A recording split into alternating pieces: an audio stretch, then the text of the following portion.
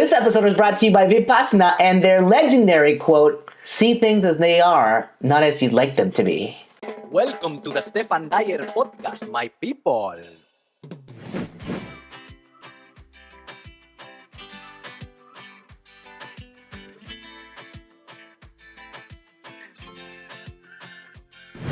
Hello, my people! ¿Cómo están? Welcome to the Stephan Dyer Podcast, where I welcome people with remarkable stories for amazingly vulnerable conversations. Today I have the unbreakable, the unmistakable, the highly capable, the invincible Yasir Khan. Yasir is a public speaking and communication coach with a passion for helping high achievers become top 1% communicators. He recently reached 1 million followers on Instagram and TikTok, so follow him now at Speaking with Yasir. I got to meet Yasir a couple months ago on LinkedIn, and since then he came to my comedy special. We became friends, and now I have the huge honor of having him here.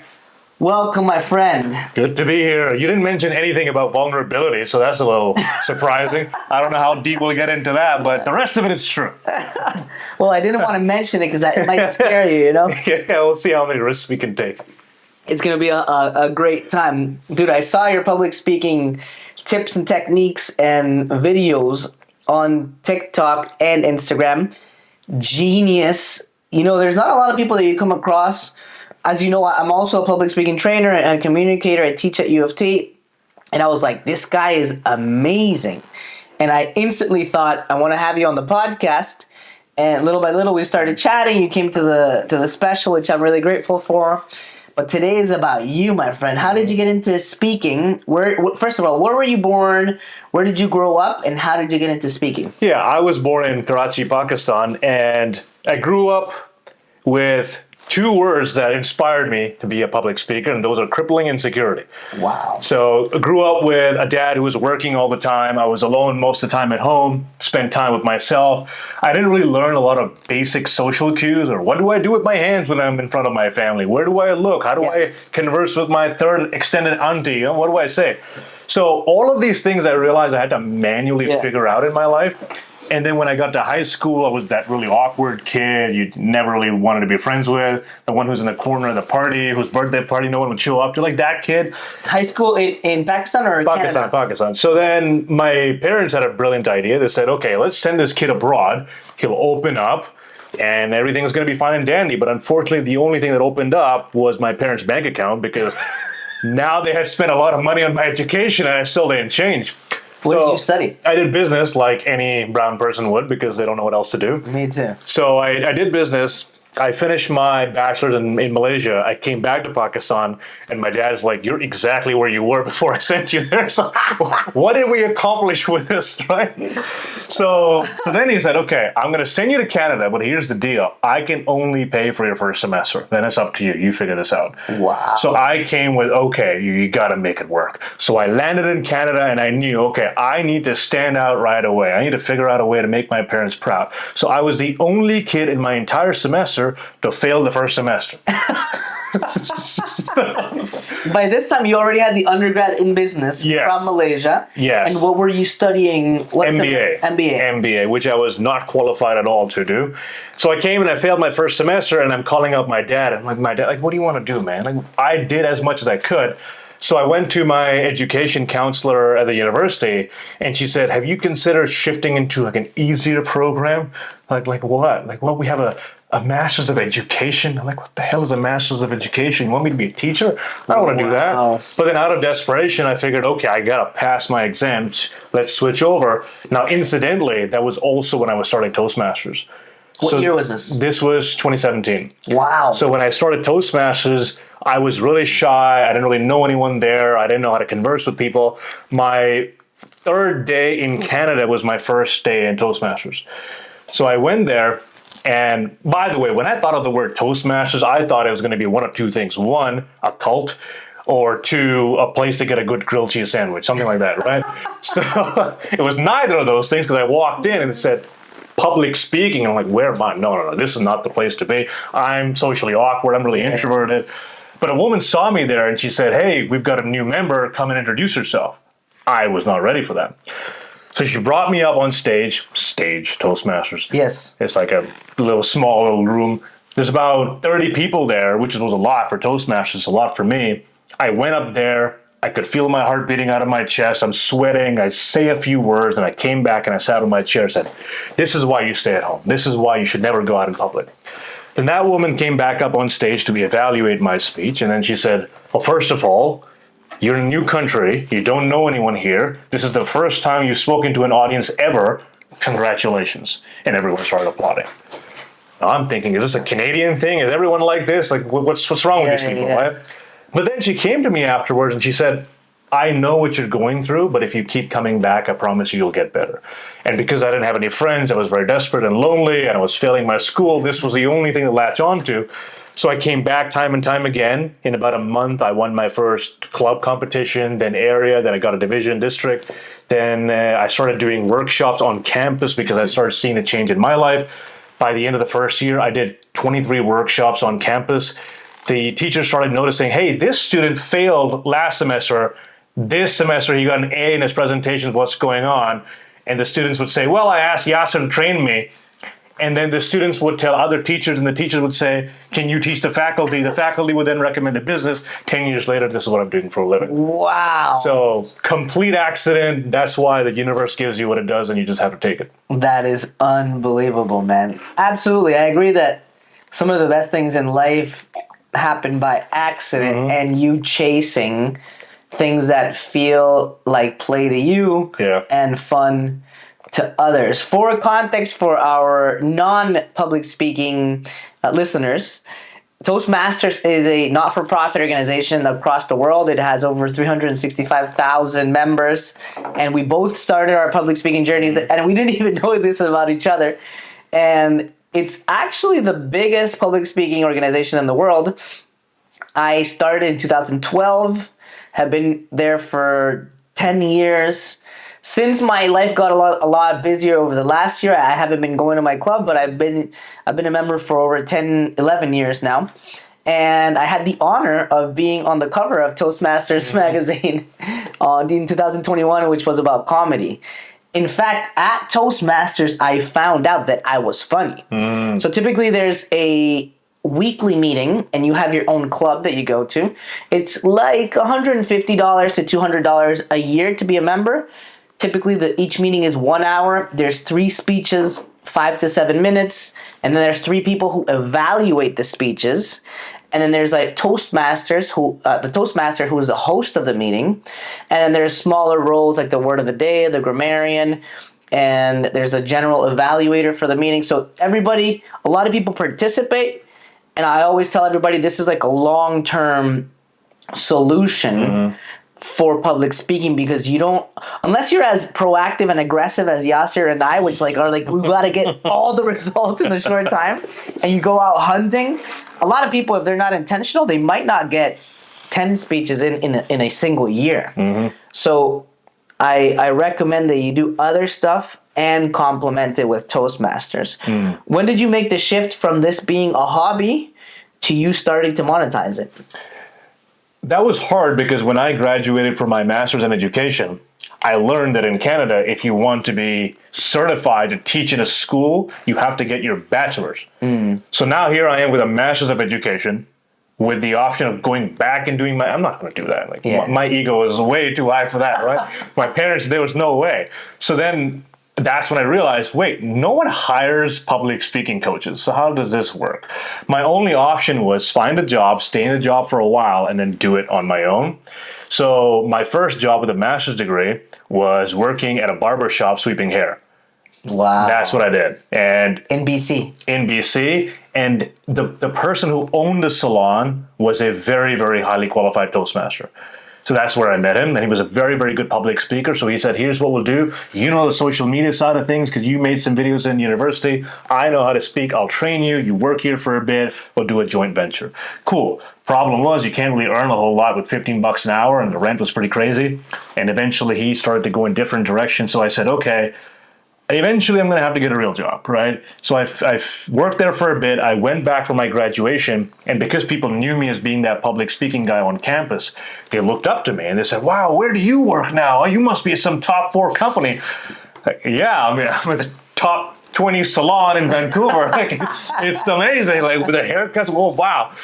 But then I saw this weird disappointment in them when they heard what I did, and I felt ashamed. And then when I went back to Vancouver, I really had to have a talk with myself. Like, what are you doing? Like, why are you here? You have to have something else in the pipeline. So that's when I started applying for other jobs. I worked as a recruiter for a bit. After that, the moment that 1 year work experience ended and I could apply for PR, catch that resignation in, and that was when COVID was hitting. So my dad was like, are you out of your mind? You want to quit your job to start a business? What are you going to do, make videos online? That's exactly what I'm going to do. And my boss was like, this is not a good idea. You shouldn't do it. I said, if I have to stare at this screen for another minute, I think I'm not going to last too long. 100%. So I quit my job. I went all in. I bought a business coaching program like most people do, and I learned a lot about outbound messaging and networking. Got my first few clients. In the first 18 days, I made 3 times what I did in my day job, and I never looked back ever since. That's incredible, man. I always like to think when I was at the bank, just the prospect of me being in that cubicle for another year. And I'm very grateful for the bank because it was kind of a school for me for 7 years. Yeah. And I got to become a permanent resident because of it, have a lot of friends. And, but also once I had like the light at the end of the tunnel that I could do something that I liked for the rest of my life. Yeah. I was like, I have to go. So I have to jump at this opportunity. Me and my business partner, who you met that day at the special, we both quit on the same day at the same time, April 4th, 2017. And April 5th, we went on a 3-week tour through Miami, Costa Rica, and Colombia. And the reason why I picked that date was because the day before I quit was the days that I had to comply to be able to apply for citizenship in Canada. Yeah. And that now I could travel and not like lose those days. And I know I didn't have to have a job to be able to apply for citizenship, but I still wanted it to look good and to save up a lot of some money before I quit. Yeah. And I remember those first days where I was like, okay, now I'm doing what I love. Yeah. I should be happy. But it's not that easy. Yeah. you still have to be. Now you're the CEO, you're the VP, you're the director, you're the analyst, legal department, the whole shebang. You're everything by yourself. God, yeah. And you still have to be responsible for your well-being and for you to have a good life. It's not just like, oh, now I do something that I like, and all of a sudden life is perfect. What was that first year for you like? Well, first of all, I had to learn how bad I was with money. Because if I had a paycheck coming in every 2 weeks, it was some sort of stability. And I'm sure you can relate to this. We're trained as people from other countries, like, hey, get a paycheck, put your head down, work, out of the boss, that's it, right? The idea of taking risks is not really pushed as much. So when I went out on my own, like, oh, if I don't work, I don't get paid. How does this work? Because I'm so used to not doing anything while getting a paycheck, right? So I had to learn how to finance. I had to learn how to save money. And let me tell you this, the first year, I'm making all this cash, slightly more than what I was making in my job. And I'm like, oh man, this is amazing. Whatever, I'm going to spend money on this, go on vacation here, blah, blah, blah. And then the next year, my accountant's like, yeah, so you got a 30 grand tax bill. Like, what does that mean? Like, yeah, you got to pay taxes. Like, for what? Like, I've been paying taxes. No, this is income tax, my friend. Like 30 grand income tax? It turns out I had to file for an incorporation if I wanted to lower my tax. I didn't know anything about that. The thing is, I didn't have that 30 grand. So I had to then go earn the money to then pay the tax, to then pay the tax on the money I earned. And it was tough, but then over time you get some basic business education. You realize, hey man, maybe those third pair of Nikes is not the best idea this month. Right? So. Yeah, man, I remember just splitting the money with my business partner. But once you make that big payday, the first ever big corporate payday, because like sometimes one-on-one on students, like they don't have the money to, but like sometimes you start to discover that you could charge Yeah. big money for an hour or an hour and a half corporate keynote or corporate workshop, and you just start like your mouth starts to taste what that. Yeah. You're like, oh my god, I could make this money in an hour that used to take me a month maybe. And you're like, oh, you get so excited. But then Uncle Sam comes in, like, I'll take that's my a little bit of that. Yeah. Then you have to, obviously, you can't go crazy because you have to reinvest in the business, pay the website, pay all these other things. Yeah. And you start to learn little by little. Okay, let me delegate this maybe. Let me automate a couple things. How do I do outreach, newsletters, posting? Then you still got to create. And that's the other thing. You got to do everything all the time. Yeah. And you don't know which lever brings more business because you enjoy doing the coaching and the speaking, but the thing that brings the money is all the other boring stuff. Like the marketing, the accounting, the writing. Like, what is all that? This is not the dream, man. Absolutely. But if you want to run a business, I always feel like you will learn like 18 different skill sets all together. Absolutely. And it just levels you up as a person. So you just reached 1 million followers on TikTok. Right now you're at 1.6 million on Instagram. Yeah. Where did you feel like, what was the first time where you felt like, hey, I could actually make a lot of followers?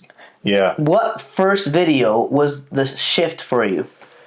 Well, the part that I haven't mentioned is that I've had a YouTube channel since 2018, and it took me about 5.5 years to get my first 1,000 subscribers. Wow. So I was just in the game because I love documenting my life. I love doing YouTube. But then everything changed when the short form platforms came in. So your Instagrams, your TikToks and everything.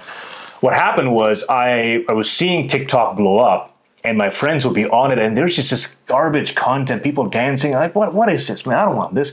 So a friend of mine said, hey, why don't you just take some of your videos on YouTube, just cut out some clips and just post it on TikTok and see what happens. Against every grain in my body, I made a TikTok account.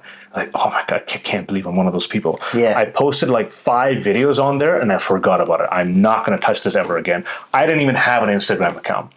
And then my girlfriend says, hey, have you seen your TikTok account? Like, no, I haven't. She's like, you should check it. And I checked it, and after the first 5 videos, I had 4,000 followers on there. Oh, all right, okay. But these are a bunch of kids and teenagers across the world. It's not going to feed me anyway. So what I did was I put a little link in the bio of, hey, if you want coaching, book a time with me here. And someone booked a time with me that week. Oh, okay, all right. What teenager booked a call with me? I got on the phone with this person, and this was the CTO and founder of a $300 million company. What? You found me on TikTok. Yes. You sure about that? Like, yes. Okay. And you want to pay me real money? Yes. All right. So then the opportunities start blowing up in my mind. Wow, this is a thing. I went all in on TikTok, started growing there, and then TikTok keeps changing their algorithm every 2 seconds. So I stopped posting. Even now I don't post as much. And in about May of last year, the same thing was happening with my friends. Said, hey, check out Instagram. I'm like, oh, I can't do this Instagram thing. Every time I log in, there's some half-naked person on my Explore page. I don't want this stuff. Just take the same TikTok stuff, put it on Instagram. From May to December, I hit 1 million followers in 7 months. That's insane. And now 85% of my business comes from Instagram. That is unbelievable. I wanna read out a couple of the insights that you. Sure. This is one of my favorite post that you made on LinkedIn, have you gotten clients from LinkedIn? Oh, yeah. Yeah? Yeah. So you have an amazing post here on what you learned. So it says, just hit 1 million followers on Instagram in 7 months with a fresh account. Here are 5 things I did to make that happen. 1, posted 4 reels per day. I have dedicated time daily on my calendar for content creation.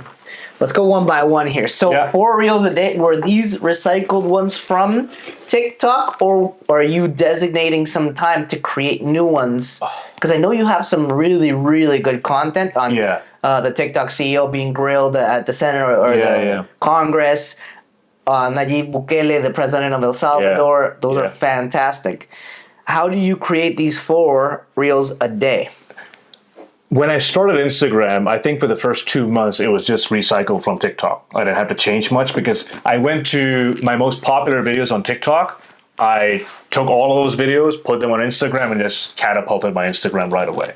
But I don't know about you, but I have ADHD. I love doing stuff all the time. I get an idea. I need to do this right now. Yes. So even though I had this plethora of content, I'm just sitting at home with an idea, and I'll just set the camera in front of me, and I'll just record for half an hour, and I'll just mumble into it for half an hour. Then I'll go into my editing software, turn that into 6 clips, and I'll upload like 4 times that day. I'll tell myself, this is for today, this is for tomorrow, this is for the day after tomorrow. Stefan, there was a time where I uploaded 27 videos a day on TikTok. 27. And the only reason I stopped was because when you upload that many times on TikTok, the reach significantly goes down. So then I realized, okay, it's probably better if you don't post all of them today. They can wait till tomorrow. So Are you cutting these off yourself, or do you have the editing software that cuts it for you? Well, the Premiere can do pretty much a lot of that, but you still have to cut the bits where you messed up, and then the ums and ahs, fill those out, and then adding the B-roll. So I would have content where I'm just sitting in front of the camera and talking, but truth be told, that content doesn't really perform the best. So what I do now is I just want to get my first line down. What's the first sentence you can say that will immediately get people's attention? The hook, yeah. Yeah, if that sentence does not get attention, I don't make the video. And the funny thing is, now that I've experimented and I have a bit of a pattern of what does well, sometimes the best thing I do is nothing at all at the start. So for example, if I'm making a video about the president of El Salvador, right? And I said, here's how the president of El Salvador speaks. Let's analyze his speech. I've immediately eliminated 99% of the human population because they don't care about the president of El Salvador. But if I'm just looking and watching someone speak, now the average person thinking, wait, what is he looking at? Who is this guy? What is he saying? Is it good? What is he going to say about that guy? Even though there's no hook. Spark curiosity. Yeah, so the more times you make this content, you start to see patterns, and whatever gets more views, I double down, triple down on those videos, and I keep doing it. And I'd be lying to you, man. I get this high off of the content when I make it, and it goes viral. Like, oh, I got to make 16 more of those. So, 100%. Yeah. And do you think that the little caption box on the video is important for the first 5 seconds, or have you had some success where it's literally sparking curiosity by what they see, but there's no caption on the video? I know that the post has a caption. Yeah, but you know, like the little white, like what the video is about, right? Yeah, I have 3 or 4 that I will interchange in most of my videos because I've just seen every time I do that, it gets more views. So for example, if I made a video saying, do this to be more confident, it doesn't really get a lot of views. But if I say, never do this if you want to be a confident speaker, I think every single video I've made with that tagline has at least 1 million views. So I'm going to milk the crap out of it. 100%. That's what I do. I think that pain is a great attraction. Yeah. Because a lot of us will want to, even comedy is truth and pain. It connects a lot better and it gets a lot more eyes. That's why you have clickbait and you have all these news outlets trying to create fake news because it sells. And even the ones where I just did a video where Mexico just put a visa on, Canada just put a visa on Mexicans. And it didn't go viral, but it has like 3,000 shares and I don't know, 100,000 views. But still, like, the pain of having to have a visa. And I was going hard. I was kind of riffing on Vancouver, but I was like, now you get what it feels for the rest of us who have to get a visa. And there's like people fighting and debating in the comments. So I just like get some popcorn and watch. Well, I'll tell you the other thing is, when I started, I did not have Invisalign on my teeth, so I had really messed up teeth. Yeah. And I knew I had messed up teeth, but eventually you forget about your flaws, right? Yeah. But you'd get reminded 14 times a day by your comment section, 100%. right? So when I used to post, I get so many negative comments that I did not want to go on the app. So about 1.5 years ago, I made it a law never to check my comment section. And till today, I don't check it. Yeah. It just left that scar on me. I also don't check, especially TikTok, man. A lot of people are ruthless. But the other day, somebody on my TikTok, on that video, I think, they were like, take the mic off from that lady, or something like that. They were just like saying I looked like a lady or something. But yeah, like it gives you thick, it has to give you thick skin, or you can opt to remain healthy mentally and not look at the comments? Well, if you look at any time in the human race, when did we ever need 300,000 opinions a day? Yeah. We don't. Exactly. We never need this much scrutiny. And honestly, I try to operate under the premise of I will take feedback from people that I know and respect. I don't know these people. Why do I need their input in my life? So that's why I usually don't check. And I think that the great thing about your comments and your captions is that, that your content and your captions is that you have a clear call to action. Yeah. And you're monetizing it through your coaching and through your keynotes and through your workshops. All right, let's go on to the next one. Experimented with many different formats of content until I found the winning few. Yeah. So I'll tell you, my idea with my profile at start was to do skit comedy. That's how I started. But they all bombed. None of them would make anyone laugh. They wouldn't get shared. Like, what is happening? This is the same format as the other creator, but with public speaking. Why aren't you laughing? And then I would make this educational content where I'm looking at someone's speech and analyzing it. And in my head, entertainment almost always trumps education. So I didn't understand why it worked. But if it got more views, I said, okay, let me make more education-style content. So I discovered a few pillars. One is never do this. The second is analyzing speakers. 3 would be clips of my own speaking, and I just rotate those formats. If it works well, I keep doing it. Genius. I find that there's, it may seem like there's not a big audience for a specific thing, but there is a huge audience. Oh, yeah. And public speaking is one of the biggest fears, if not the biggest fear in the world. Yeah. So innately there's a huge opportunity to monetize that. Yeah. And sometimes we were even talking about it the other day in the call where a lot of speakers and a lot of comedians, they don't want to share the business or tell you anything because they want it just for themselves. But there is a large enough pool of 8 billion people on earth that have to speak. Exactly. And English is the #1 language in the world probably. Like just commercially, business-wise probably, where I don't know if people speak more English than Mandarin, but maybe, or than India. Top 3 for sure. Hindi. Is it Hindi the Hindi in India, yeah.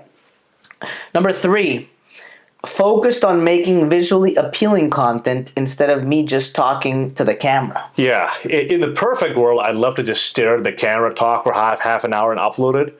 But most people don't stay engaged. So I need to have something engaging that is happening on screen that is getting them to watch. And I learned this because if you go on your YouTube right now and you go into incognito and you go to shorts and you just watch what the algorithm serves you, you will only see videos that I like to call what the heck is going on, where someone's making something or they're painting something or something is happening, but you don't quite know. So you keep watching to see where it's going.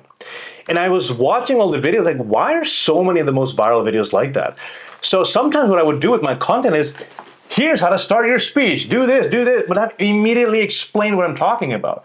But instead, if I start by talking about something and people don't quite know where I'm going, that little bit of ambiguity gets them to watch longer. So I try to do the same thing with visually appealing content. For example, one of the videos I made was me peeling a banana right at the start of the video.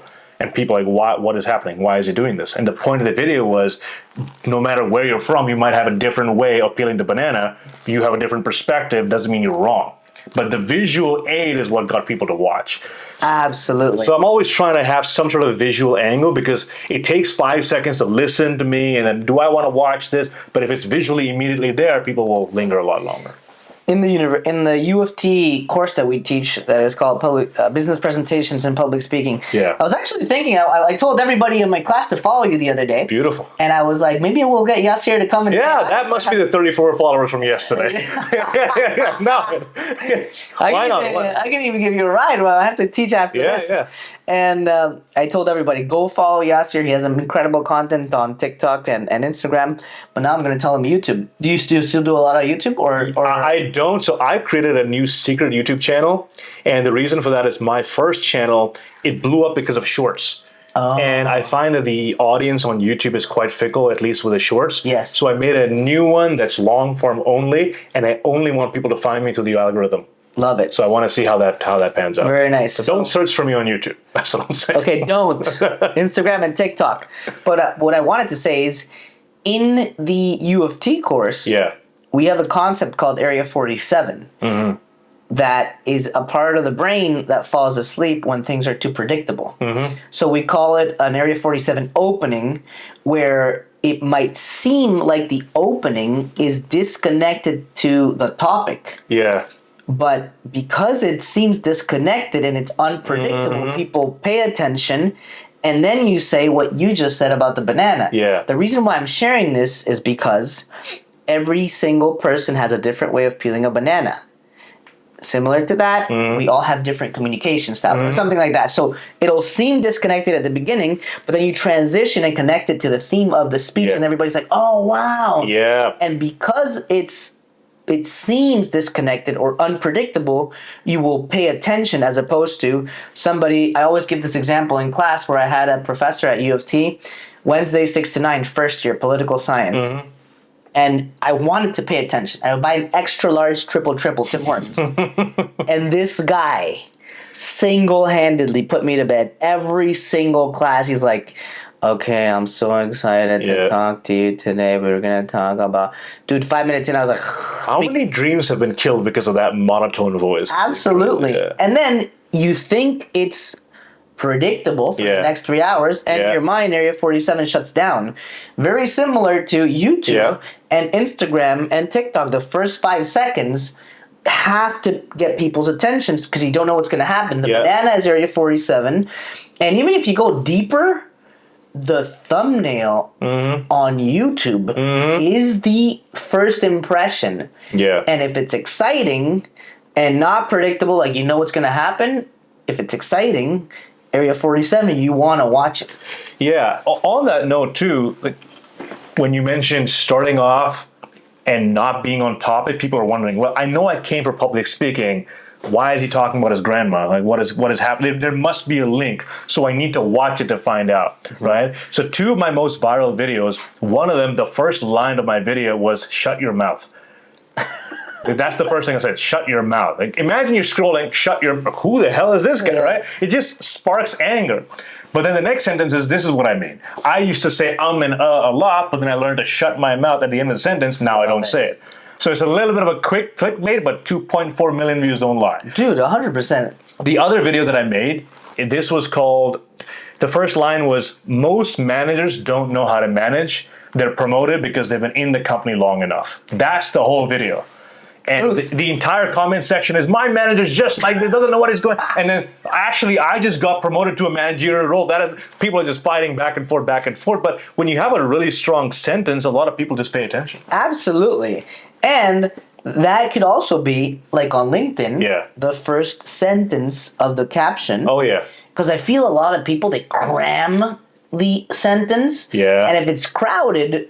There's like a lazy rule in public speaking where a picture superiority effect where pictures are better than words. Yeah. And if it's too crowded, you think it's predictable and you're not going to read it. Yeah. So if the short sentence becomes like the opener and ... people want to know a little bit more. I will say I've seen a lot of people abuse that on LinkedIn to the point. Yeah. So for example, this post I read, I don't read books. See more. I use them. Like, get out of here, man. Like that kind of stuff. Just wait. When I can tell someone's just doing it to get to the algorithm. You can tell from a distance. But 100% I agree. And because I know this concept of public speaking, I've spent more time being intentional about the opening line. Or about the title of a speech, because that is like the first impression many times. Even if you're going to be a keynoter at a conference or just at your own town hall of your company, and they see a speech, it's like compliance rules. You're like, Yeah, all of a sudden it's just time to nap. But if it's something unpredictable, attention grabbing, you kind of buy yourself a little bit of time for people to go watch you. Yeah, and on that note, I have to rebrand a lot of my keynotes too, because when people say public speaking, it's not differentiated for anything else they've done. So I need a different angle. I remember I was once at a Toastmaster district event, and they had an event called Laughter Yoga. Like, what the heck is laughter? Like, I know a goat, yoga, dog. What's going on? So the entire session was us partnering with someone, shaking their hand and deliberately laughing, like fake laughing.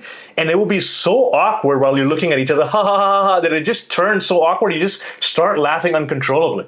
And the entire hour, people are laughing. And by the end of it, everyone's feeling so good that they take that energy into the rest of the sessions. And I thought it sounded really stupid when I saw it, but when I went through the workshop, it was state changing for me. So then I realized maybe I should rebrand not as public speaking, but something more fun, more angular, right? I haven't quite figured that out yet. I have a good friend who was on the magazine in the same article.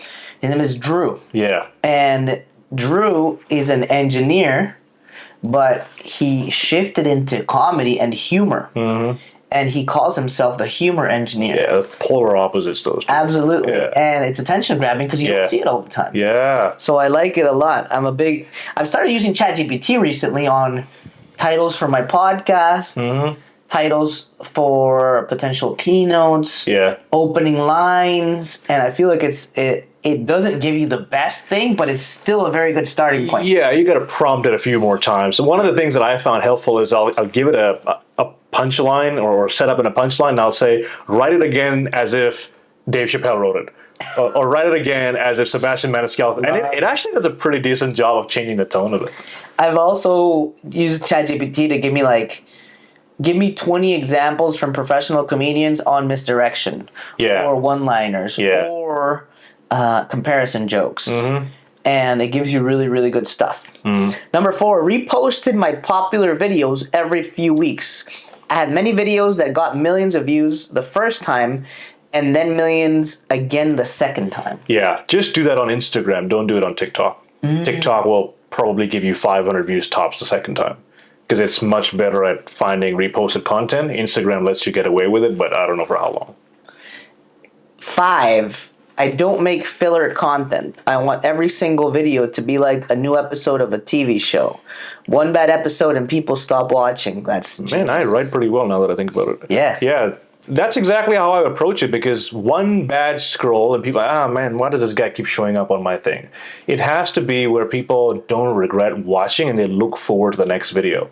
I would say this also applies more to YouTube than it does Instagram, just because of the sheer volume you're posting. But if YouTube every single week on Thursday, you know you're going to have a good time with that episode, they're going to look forward to it. That's very important. Yeah. I've found that on Instagram, sometimes I want to post like a picture or something, but I'm like, I've seen a lot of people where the instant reaction, if they see something of you in the Discover page or whatever, they'll go on and they start to consume like TV episodes. Yeah. And they go down and maybe it'll take 1 or 2 or maybe even 3 to tilt and for them to be like, okay, I'll follow. Yeah. Yeah. So I find that if it's not solid and the page does not look like somebody who does what they did in the video, they might not follow. So I think that first impression is key, and for you to have solid videos and not filler content for them to follow. I'll give you a great example. When I started my Instagram, a lot of my videos were me, bedroom, and microphone, just talking to the camera, right? And then I had a call with a client, and it went really well. I thought I could help him, and then at the end he decided, okay, no, I'm going to go with somebody else. And when you're starting off, you take it a little personally. So I just said, hey, just quick feedback. Like, why did you go with someone else? He said, I went through your entire Instagram. I didn't find one video of you on stage. Wow. Maybe if I'm a public speaker, I should be on stage. So then I started making a lot more content from the stage, hired a videographer, put that on stage, and now it's working out quite well. That's very... Sometimes you got to ask the tough questions, man. It's right in front of you and you don't see it. This guy probably made you thousands of dollars just with that feedback. Exactly. I organized a festival called the Latin Comedy Fest in October, and this is our 4th year this year, and we bring 25 of the best comedians from Latin America, from 11 countries, to Toronto for 3 nights. We're thinking of making 4 nights this year, add an extra one in Montreal. But what I wanted to say about that is that because we've built a Spanish scene in Canada, me and my business partner kind of started stand-up comedy in Spanish in Canada in 2014. And now we've have like a second generation of comedians and a third generation from our Malpensando school, comedy and public speaking school.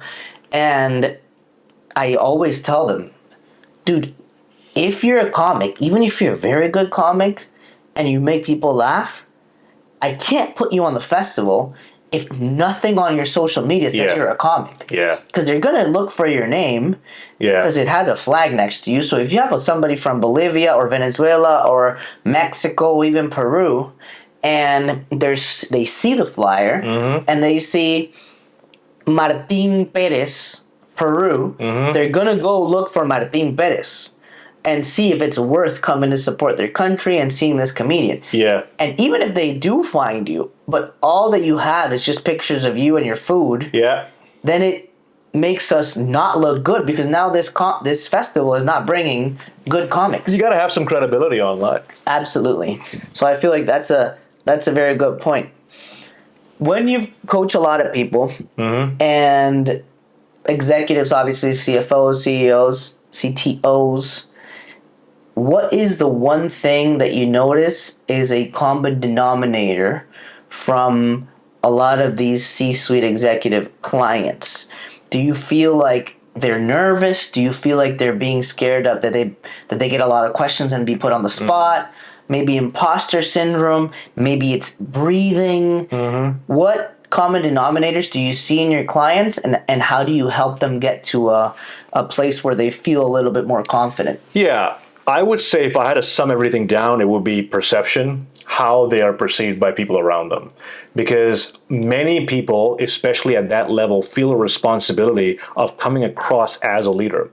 And it's interesting because sometimes you'll get executives who say, because I'm a lower level executive, I'm not confident.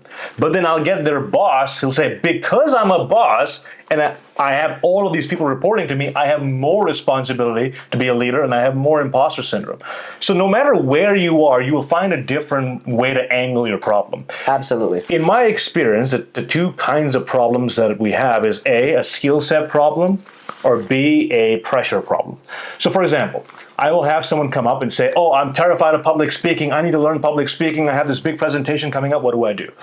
And I listen to them speak, and they're unbelievable. They're amazing. So I'm thinking in my head, you don't have a speaking problem. You speak really well. I can teach you how to pause and do this and do that. It's not going to make any difference. The difference for you is going to be coming from how do you handle pressure? So how do you handle pressure so that you can allow your brain to do what it already knows how to do? And a lot of that involves taking the thoughts out of the way. A lot of people think, I am nervous, therefore I'm not a good speaker. No, you're human, my friend. Like, there's an assumption where if you feel a certain emotion, it is bad or it is an indication that this is not your field. I don't think that's true. So pressure is the other one. The other one, which is easier to fix, is I just say a lot of filler words. I don't know how to structure my keynotes. How do I fix that? You do some repetitions. You give them best practices. Usually they're on their way. So with CEOs, two big problems. One is, how do I speak under pressure and be seen as a leader? Two, I know I'm good. I want to get even better. How do I get there? I love it. I find that it's important for people to understand that even if you feel nervous, you may not come across as nervous. Well, you've done all these stand-up shows, and in my experience, stand-up has way more pressure than a keynote or a speech. How did you learn to manage your anxiety, and did it ever go away? I always tell people that ask me, do you have imposter syndrome? Do you get really nervous? The answer is, I get nervous at times. Do I have imposter syndrome with regards to comedy today, 2024? Zero. And the reason is because I've failed so much, like hard, humiliating. Especially in those first 2 years that I have zero. Everything I got, I've earned it. Like it's been a rough ride. So I don't have that imposter syndrome. Do I get nervous? Yes, especially when I get to perform with people who I admire maybe and that I feel like they could judge me. They never end up judging me, but it's just like the mind trying to play all these scenarios. It's a herd mentality. That's absolutely. And now the more and more that I do this, and I know that you know a lot of people in big positions are famous too, or who have a lot of followers, a lot of these people feel the same way as you do. Like they just find another way to sabotage whatever they're doing. So I just try to stay in my lane. A couple things that I've done a lot in the recent years to make me feel more confident is I rehearse, especially if it's something very important. Now, with regards to comedy, typically sets are 10, 15, 30 minutes. So I have a big enough library of bits that I can pull from. So the only preparation that I have to do is just write my cheat sheet that day with the bits that I'm going to have. When it comes to like an hour, which was my comedy special, I didn't want to fumble anything. Yeah. Especially the transitions that go from bit to bit to make it feel more subtle, to make it feel more smooth. So I did practice my 1 hour, 35 bits, 61 minutes, 11 full times in the previous 10 days. Why not before? Because I was focused on selling the whole thing so I could pay for the whole production. The other thing that I do is I rewatch my videos. Yeah, that's hard, isn't it? It's hard. It's painful, man. Very painful. But I think that rewatching my videos, now I kind of masquerade it because I edit my reels. Yeah. Which I'm going to delegate because it's going to save me so much time. Yeah. But by rewatching my videos with another purpose, like for reels, I can kind of not feel like, I have to watch myself again. Yeah. I can just go like hunting for really cool bits or anything. And sometimes I fast forward through the bits that I've done a billion times, but I do make a point in rewatching myself. I think that's the one thing that has really accelerated my improvement through the years. And then the third thing that I did was that when I quit my job in 2017, on paper, it looked like I was going to have to go back to the bank. Because a lot of people that had more experience than I did and were funny and had been doing it for a lot of years and quit their jobs, they had to go back to the bank or wherever they worked. Yeah. So on paper, I didn't have a lot of winning probabilities here. Yeah. So what I was like, okay, I don't have 5 years to make it. I got to make it in 1 year. Yeah. And I was like, how do I study the greats and copy the blueprint of what they've done in their respective fields and apply it to my own world? The Tom Brady's, the Tony Robbins of the world, the Steph Curry's, the Michael Jordans. And what I realized is you got to learn from these people. And how do you do it? Books, documentaries, getting feedback, and iterations, getting on stage as much as possible. Now, if you look at my bank statement by the end of that year, I should have gone back to the bank after that 1 year because I wasn't making that much money in my savings. It's like the broke artist conundrum, right? Yeah, it's just. But I was so excited, Yeah. So to summarize, it would be practicing a lot, reviewing the game tape, and looking at what other people did in their respective fields and applying it to mine. Case in point, going to the gym, reading, learning in business so that I would be able to apply it to my own company, journaling, sleeping well, taking notes, getting feedback, all the stuff that all the athletes do, I did it for my own practice. Yeah. And obviously, be as patient as you can because it takes time. I feel like and you know this world much better than I do, but the success rate in comedy is just so little, especially compared to all other areas. Like even public speaking or sports and athletes, you at least get to some of the bigger tournaments or maybe the regional tour. There's nothing like that in stand-up, right? Yeah. When I did... There's no school either. Exactly, barely any. And when I did Toastmasters, I remember in my first district conference, there were people on stage who were presenting who had been in Toastmasters for 23 years. And I felt, wow, that is amazing. And then I heard them speak. Yes. Like, what happened? Like, that's not what I thought 23 years of experience would sound like. And then I asked my mentor at the time, how much money do they make from this? Like, oh, this is all nonprofit. Like, so how do they make a living? Oh, they have an insurance job or they work at a bank or something. And that was... It was very realistic, but it was also very demotivating for me because as someone who's up and coming, who has literally no experience, I didn't see how I could make this happen for myself. But then you have to learn, hey, most people who learn, they go out on their own, they find ways to do it, and that's what you and I seem to have done. I'm very curious as to how you prepare for a speech. Yeah. The other thing that I do is I'm very obsessive about who my audience is. Okay. Who I'm talking to. Yeah. When I do client workshops or keynotes, I want to know who's there. Sometimes you can do it in real time, you know. So sometimes there's 3 ways that I use to research my audience. So the first is asking the organizer who's going to be there. The second one is arriving early. Yeah. So that I can talk to people before when nobody's in a rush and Yeah. say, hi, what's your name? Who invited you? What are you looking to learn? Yeah. So maybe I know I speak to 3, 5, 7 people. Yeah. And if I basically mention what they're wanting to learn, maybe I already have them giving me a 10 out of 10. Yeah. But sometimes you can't do that. Sometimes you don't know. Sometimes the organizer doesn't know. Yeah. So what I do is in real time, you can have like a survey. I want to get to know you a little bit. Yeah. By a show of hands, who here is in marketing? By a show of hands, who has more than 10 years experience? By a show of hands, who loves the Raptors or something like that. Yeah, yeah. How do you prepare? Do you rehearse? Do you do stretching? Do you do jump? As you probably watched the Amy Cuddy TED Talk on how body language shapes who you are. What's your preparation look like? I don't do most of that. However, one thing that I found was if I'm nervous, it's usually because there's a gap between me and the audience where neither of us are familiar with each other.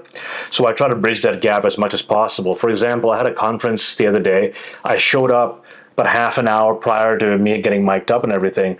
And right before that, I went around and I talked to every single person in the entire audience and said, hey, I'm going to go up on stage in 45 minutes. I'm going to talk about public speaking. I want to make sure I touch on something that's important to you. What could I talk about? Love it. Just that one quick 10-second conversation, it makes it more personal. And then I tell them, hey, at the end of it, is it okay if I come back and talk to you if it was okay?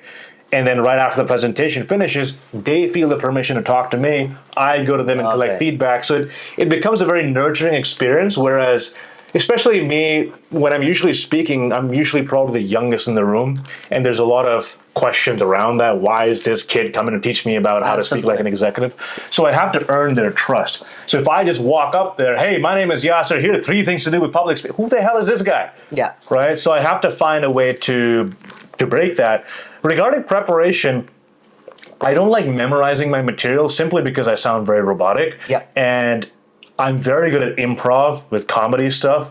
I like to ask the audience questions and then work off of that. So I have my pieces that I want to talk about. So if I have a 2-hour workshop, which by the way, most of the work that I do is more workshop and less keynote. Yeah. So I'll do every half an hour is one exercise, one story, one component that I'm teaching them, and I'll break that down into about 4 different components. So that way there's a lot of engagement, a lot of questions, a lot of humor infused into it. Love it. And after the first 5-10 minutes, it's good to go. One of the things that has helped me a lot too is to make it interactive. Yeah. The 1995 world champion of public speaking at Toastmasters was on my podcast. His name is Mark Brown. And he has a quote that I love. It's, don't give a speech, deliver an experience. Yeah. And I live by that. I find that when it's interactive and people participate, they learn more. They fall asleep less. Yeah. They have to pretend less that they're actually paying attention when they're actually on Instagram or Facebook. Yeah. Especially in this new virtual world. And I totally agree with you where I don't like to memorize because it's robotic. What I found, though, is that once I memorize, I start, and I do it a lot, go through the reps a lot, I'm not thinking what's next. Yeah. Because I already have it. And therefore, in my experience, I don't know about a lot of people, but it helped me not feel worried, look worried, and look to the side like, and then people can tell that you don't know, like you're improvising. So I discovered that the speech evolves. The 1 hour that I did the other day in my comedy special did not start off like that 4 weeks ago, or even 2 weeks ago when I did my practice show at Comedy Bar, which was private. And it evolved because I hear myself saying it in real time, And I'm starting to put some really cool transitions, connectors, and then I can add the body language because I got the words down. So I know a lot of people and a couple of TED Talk coaches on my podcast recommended to not learn it, to be present so that you can interact and improvise a little bit or be spontaneous. But my problem with that is if you don't rehearse, then a lot of people will be like, Yasir, you have 15 minutes. 27 minutes later, you're still on set because you haven't finished because you didn't rehearse it. Yeah. Well, there is a difference between memorizing and rehearsing. Absolutely. So I like saying it out. Before I step on stage, I probably say the whole thing 50 times start to finish. But not this word after this word after. Absolutely. Because that's not helpful. And then you forget one line in there and then the entire thing falls like a stack of Jenga. So you have to remember your flow of things, but allow enough time in between to go here and there. Yeah, you're right. I rehearsed, but with no paper. Yeah. And I was doing the bits, and it's actually kind of cool to do with no paper, to not have the text in front of you reading it. Yeah. Because you still have to rehearse and take it from A to Z. So what I do is maybe I'm talking and I'm like, I know I forgot a joke, but I will pretend like when I'm rehearsing, it's the real day. Yeah. And if I pretend and put my body through 26 reps or 11 full hours, I'm going to be ready the day of because I've already run that marathon 11 different times. And then if I miss a bit or two bits in rehearsal, I'm going to go back to the sheet and be like, oh, that's the one I missed, and I'm not going to miss it again. Yeah. You also can have some lines in your back pocket when that does happen. Yes. So when one of the workshops that I was doing, I was going to talk about this one word is the key to being interesting when you're speaking. Here it is. It's coming. I'll mail it to you when you get home. Right? So I couldn't think. The word was variety, right? Like it just didn't come to me, and I was like, I got to make a joke out of it. So I know where I tend to forget my material, and I have lines that I can add in there.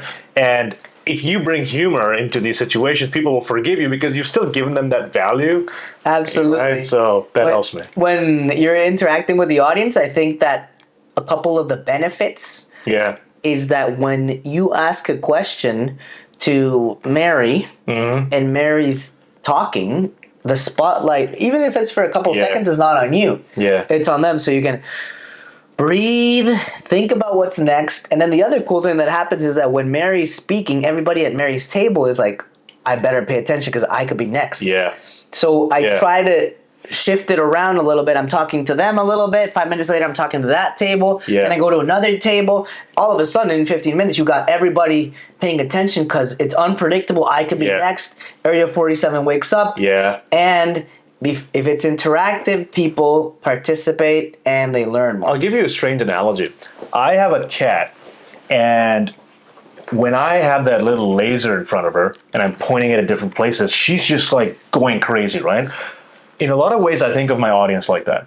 And it is my job to have a laser for them to constantly be looking at. So I try not to give them any opportunity to not be in the present moment. Love it. So for example, if a magician is doing a magic trick, what's everyone doing? They're so, okay, where is this happening? I want to make sure I figure this trick the entire way through because there's so much suspense, they're glued to it. But if I'm just saying, here, 3 tips, tip number 1, tip number 2, they're falling asleep. So I've learned from magicians to find some techniques that I can employ in my workshop that keep them going. So for example, one of the things I do is I bring a tennis racket to my workshops. And I bring in 2 people and I give them a piece of paper with instructions of what to do. And I just say, both of you just have to balance the racket on your hand. That's all you got to do. Here are the instructions. Here's how to do it. But the instructions for each of them is different. But the audience doesn't know that. So one person is going to be balancing it just fine. The other one just like, oh my God, what's happening? Barely got to the hospital doing that trick. So I was doing all this with the people, and everyone just looking, okay, who's going to do better? Who's going to flounder? And then one person just can't figure it out, right? Then I'll switch the cards. And now the person who did well, he can't do it anymore, and the other person seems to do it. So the point that I try to prove with that is you can do the same exact thing, but if you look at the bottom of the racket, you can't balance it. If you look at the top, you can balance it no problem. So if before a speech, your only focus is, I got to do well, I hope I remember I do this, you're not going to do well. But if your focus is on the present moment, you will do well. I love so it's it. like a 10-minute exercise. It gets them glued, and it drives the point home. And it's interactive, 100%. Yeah. The more I do this, and I want to get your thoughts on this, I kind of have noticed that it's less about the material and more about the experience. Yeah. It's less about the content and it's more about the delivery and how you interact with the audience. It's almost like the game is not the content. It is not what I'm teaching. It's like the game is, how can I make this audience interested, and how can I make them do exercises that'll get them to learn in the quickest time? Because in these workshops that we do, we only have 90 minutes or 2 hours or 3 hours for them. So how can I give them the most amount of value in the least amount of time, that in such a way that they will remember and implement this in their presentations and not forget in 6 months. Or right after you finish. Right after you finish. That's great. Off to my next class. Exactly. So I find that there's a lot of value in the doing and in the experience, and a lot of people will participate more if they feel seen and heard. If you mention their name, as you know, Dale Carnegie says, a person's name is to him or her or they the most beautiful sound in any language. So we make a point, especially in comedy too. Yeah, I will say, if you're on sales, dial it down a little bit. Because sometimes, like, I get it, doing the thing. Just, you don't have to say it every sentence. Like, calm down, Wolf of Wall Street, relax. So I find that in a group of people, if they know by the second minute that you're going to be talking just by yourself, not even talk to them for the next 3 hours, they're not going to pay attention. No. But if you set the tone, set the rules of the game, and you act accordingly, like, hey, this is, we're all in this together, like High School Musical, you know? It'll be a lot more effective. That being said, a really good point. When I've seen a lot of executives speak, and they'll be speaking to a dead audience where there's no engagement whatsoever, but they still insist on going on and on for half an hour, and I'm always surprised how they don't realize no one's paying attention. Unbelievable. The only thing that I can think of is they're just not in the present moment. They're so occupied thinking about what they're doing, how they look, that they just don't look at the audience. So yes, you got to realize, hey, wake people up, get them back in the game. How do you get people back in the game? How do you get people to be present? And how do you get yourself as a speaker to be present? Two things I do for myself is, one, I bring all of my awareness to my words. So for example, if you have to say your name in the letters out loud, like Y-A-S-I-R, you're thinking of the next letter in your head. And when you have your speech like that, where all of your focus is on your words, you're just in the present moment so much, you can't think of anything else. That's one. The other thing I like to do is I just look at everyone's face and see how they're reacting. If someone's not responding, usually I'll make a joke. So for example, I say something, this is how to use your hands and gestures. I can see Sebastian's already fell asleep because of my tip here. He doesn't believe it for a bit. And all of a sudden, Sebastian's like, oh, crap, now I got to pay attention. So every now and then I'll do that. I'll also ask micro questions. So raise your hand at this. Okay. Yes. Has that ever happened to you? Raise your hand. Because I find that if you want the audience to participate, the instructions have to be so dead simple and clear. Absolutely. Like, tell me about your life story about why you don't like public speaking. Who's going to raise their hand for that, right?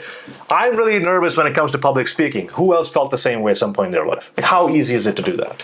So I try to sprinkle a lot of that throughout, and then humor and exercises. The goal is, don't go a minute without some sort of engagement. I love it. Yeah. I hate ambiguous questions like, who doesn't agree that it's hard to not be rejected? You're like, what? Am I supposed to raise my hand or woo or not do anything? And even if I knew, it's so complicated to understand. So even in the virtual world, getting the chat going, hand raisers, and especially when people don't turn on their cameras, I always try to include people's names in my examples. Because if you hear your name, you're gonna pay more. You may be cooking or whatever. But if you hear your name, there's a chance. Nobody wants to look like an idiot in front of their colleagues or bosses. Yeah. So I try to also do what you mentioned. As we come to close the episode, if you had to give one tip to a public speaker or to a professional who is struggling to deliver speeches, not because they don't know the content. A lot of our clients, a lot of people in institutions, they are subject matter experts, but when they start to deliver the knowledge, they put everybody to sleep, or they're so nervous that the audience is a reflection of them, to the point that if you're nervous, the audience is super nervous because they're so worried that you're going to faint.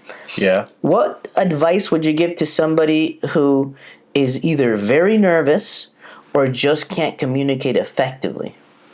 So we're talking about performing under pressure here. Right? Absolutely. I'll quote someone I work with. His name is Dr. Alan Goldberg. He helps Olympic level athletes through mental challenges at big events. So these people, they've rehearsed a bunch of times. They're the best in their industry. Peak performance. Peak performers, but on the day, something happens mentally where they just can't. And he had a brilliant book called Your Brain on Sports that I use a lot of tools from that in public speaking. He essentially says, think about your brain having two components, right? The first component is a conscious component where when you're learning something, you're analyzing, you're really trying to what's good about this, what's bad about this. When you're writing your jokes, you use the conscious brain. But then there's a second part of the brain, which is the automatic part of the brain. That's when everything just happens because you've done it 1,000 times. So for example, if it's the first time tying your shoelaces, you're looking at each string. Okay, I get it. But it's very slow. It takes a lot of time. But then you've done it 1,000 times, your brain can take different parts of your body, synchronize them, and just make something happen. So if you're walking down the street, and I tell you, hey, just walk down the street, I imagine you're not going to have a problem with that.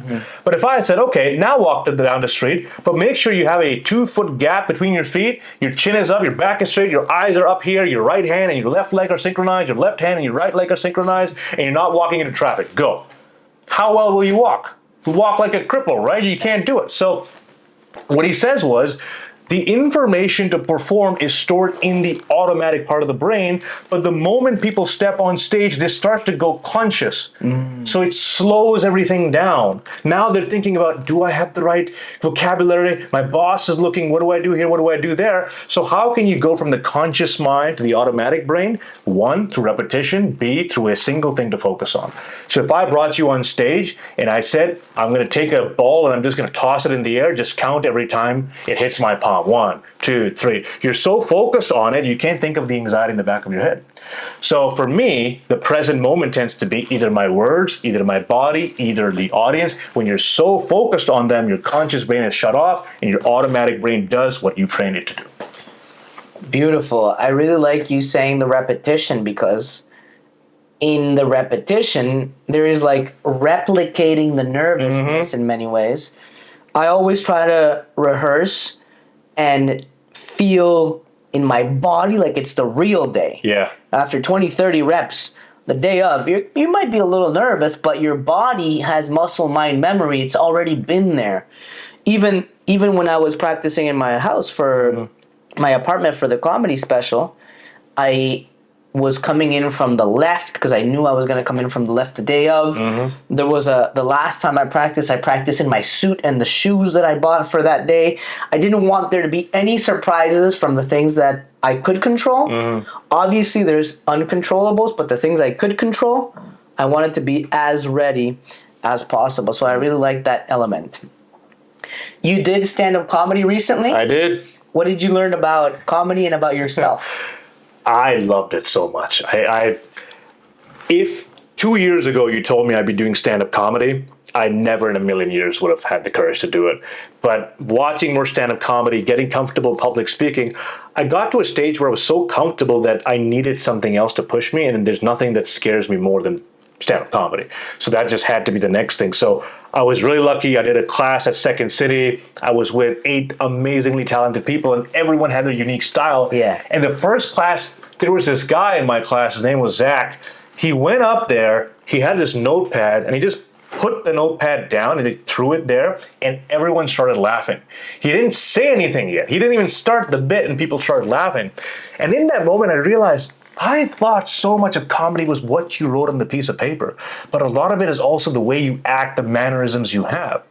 So I learned through that class, A, how bad I am at writing jokes because I've never written jokes before, but B, how the persona is so important to comedy. So my jokes evolved quite a bit since week 1 to week 7. By the time we got to the show, I had rehearsed it at least 65 times, like again and again and again. And I just couldn't wait to go up on stage. And I went there and a lot of the jokes landed, some not as much as I wanted them to. But that high you get, the validation in the moment, oh, I have this power to make people laugh. Wow, it became addictive, man. And now I bought 47 books the night of. I'm doing stand-up too now and hopefully continue doing it. Well, funny enough that you said that is I started at Second City too. That was the first workshop that I took. Second City, level 1, level 2, level 3. Yeah. And the level 1 grad show was the first time. It was August or September 2016 that I did it in English. Even though I've been doing speeches in English at Toastmasters, but it's not the same. And I that was the first time I killed in English. I mean, obviously everybody's coming to see the grad show, so they're more lenient or whatever. But it was the first time that I kind of believed that I could do something. Yeah. Around that time, because a week before, I sucked for 2 years, hard, straight. And then August 20, 2016, we did our first ever show, me, Huang, and another guy who started with us in London, Ontario. And I remember I had the knowledge from the level 1. Yeah. And I was finally able to understand structure, and that it was less about what I thought was funny. Yeah. And more about structure. There could be something funny there, but if it didn't have structure, maybe it was taking too long to get to the joke. By the time you get to the joke, it doesn't justify the 1 or 2 minutes of setup. Yeah. So I learned a lot through that workshop, and I learned also that comedy is truth and pain. So sometimes you laugh, it's either because it's relatable or because there's some pain in it, so you laugh at another person's pain because it makes you feel superior a little bit, or like your life is not as horrible as you thought it was. And it's also the authenticity of somebody sharing their pain, or it's truth and pain or tragedy plus time. If enough time has gone by from something tragic that happened to you and now you can say it, then it's like the bit about Liam catching me and my wife having sex. At the time it's like, oh my God, that sucks. But now you can laugh at it. Yeah. And a lot of my bits come from pain. Even just like the one-liner, the first 2 one-liners that I did is I used to hate people saying, oh, you speak Spanish? You're Mexican? And I used to hate people when I moved around countries, and I told them, everybody oh, why'd you move? Oh, because of my dad's job. And they'd be like, he's a drug lord, right? Yeah. I used to. And my 2 first lines are, my name is Stephan Dyer, and I'm Costa Rican, or as most people call us, Mexican. Yeah. I moved around a lot. I'm from Costa Rica, but my parents are Peruvian. I lived in El Salvador, Mexico, Montreal, and Toronto because of my dad's job. My dad is a drug lord. So those were like the first... You worked that into the comedy. Exactly. Yeah. All the pain is in there. And you saw 35 bits, but there's 900 that didn't make the cut. Yeah. Because they weren't funny, or they didn't click, or maybe they weren't part of the theme that I wanted to show that day. Yeah. But it's about learning structure and learning your own delivery, because it'll improve exponentially through the years. And then there's some things that I know immediately. There's topics or something that I'm like, this is going to be a hit. I don't know what it is, but I know I'm going to say it. Interestingly enough, the first time I say jokes, when I'm trying it out, sometimes it gets a bigger laugh than once it's evolved. It's very weird. Or like on social media, at least, it'll get a bigger hit the first time I say it. Yeah. Then once the joke is finally well written and well performed. I don't know why, but I've found that time and time again. Maybe you overthink the joke and the first time it's funny in the first place? Yeah. Yeah. Antonio Saning, who was on Netflix and on Amazon, he's a Colombian guy in New York. He says he doesn't write his bits until like a year or two. Like he doesn't write a joke until a year or two. That he's done it so many times that it takes a life of its own. Where it's like he has an observation, he'll go play with it hundreds of times, and then once it's done, like he'll write it. Like that's a final writing of it. I can't operate like that in my first couple years. But now I'm starting to play with it a little bit because I have observations that'll get a laugh. But I don't want to write it. I want to see how it evolves. Yeah, it's a very interesting world out there. Well, I'll flip it on you to close this off. As someone who's starting off in the world of comedy, I've had to unlearn a lot of things from public speaking because the first time I was in Second City, the topic that I got out of the bucket was entrepreneurship. I'm like, oh, I'll kill this one. And then I'm 30 seconds in, and this is not a speech. It's supposed to make them laugh, right? So now that I'm starting off, especially with the context of me already being a public speaker, what should I be doing to avoid the mistakes that you made when you started? That's a very good question. So the one thing I could say to avoid is talking about beautiful stuff. Things that make you happy. Things that you like. The 4 top emotions that'll get you laughter are negative ones. It's in the Judy Carter book and in the Judy Carter interviews on the Hot Breath episode. Shout out to Hot Breath and Joel. It's awkward. It's stupid. I'm scared of. And I'm worried. In other words, literally pursue negative emotions. Nobody fucking cares about your beautiful life, your incredible house, your beautiful... Nobody cares. They care about what's wrong with you. What's your pain? Show me your pain. Yeah.